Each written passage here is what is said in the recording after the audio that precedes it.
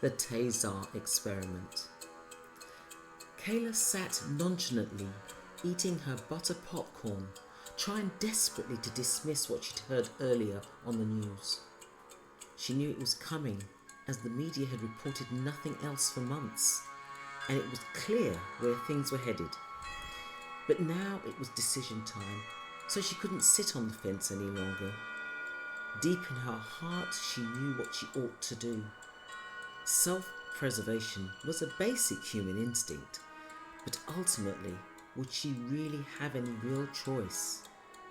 The message was stark and clear. Conform or... Sighing deeply, Kayla ventured into her bedroom to complete her packing. She needed a diversion, even if it was merely a temporary one. Tomorrow was a big day for her. She'd been invited as a prominent guest speaker at a freedom conference, and meticulous preparations for her speaking engagement had been underway for months, so she was satisfied with what she was going to discuss. Freedom. What did it mean anymore, given the announcement she'd just heard on the news? Her fears had been confirmed.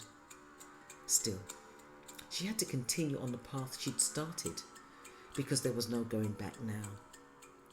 She felt a slight surge of excitement as she reflected on the fact that she would be flying off on her long-awaited holiday immediately after the conference, and for that at least, she couldn't wait. The following morning, Kayla arrived early at the conference. The elaborately dressed conference room was inviting with its warm colours of pink and purple, and Kayla's seat at the end of the stage had been carefully arranged for her early departure.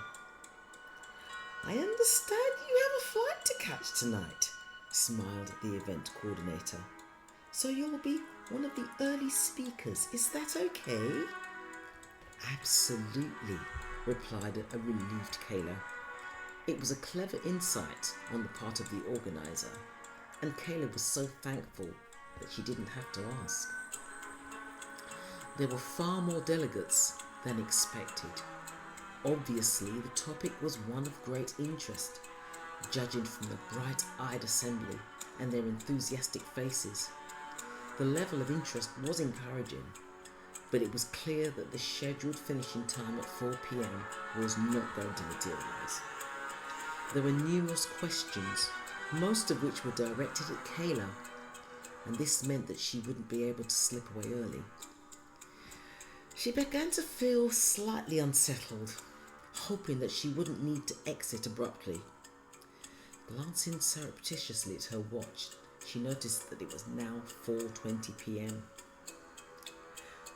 "Miss Barrister," began an enthusiastic delegate, "you mentioned the term the Tazer experiment in your speech, and I'm curious as to why you used such an analogy to describe the past world catastrophe.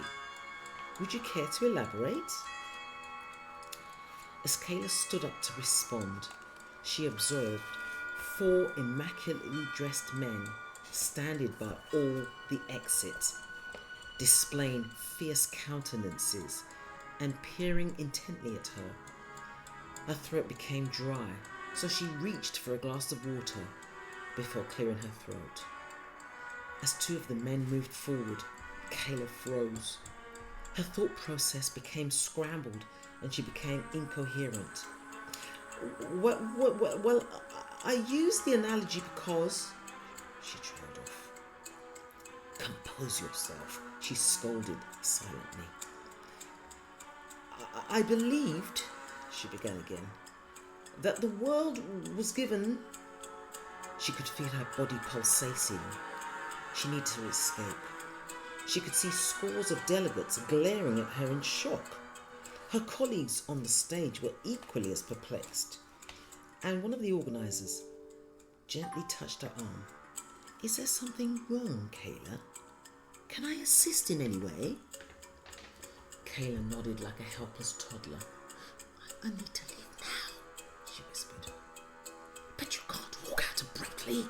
You'll be discredited, And more importantly, you'll bring the freedom campaign into disrepute.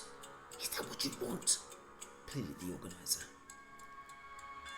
Kayla let out an awkward cough, tried to compose herself, and launched into her response. Many of you will recall what occurred worldwide some years ago, namely the overnight catastrophe, or at least what appeared to be a catastrophe. And as a result of that occurrence, many aspects of our lives changed forever. Our freedom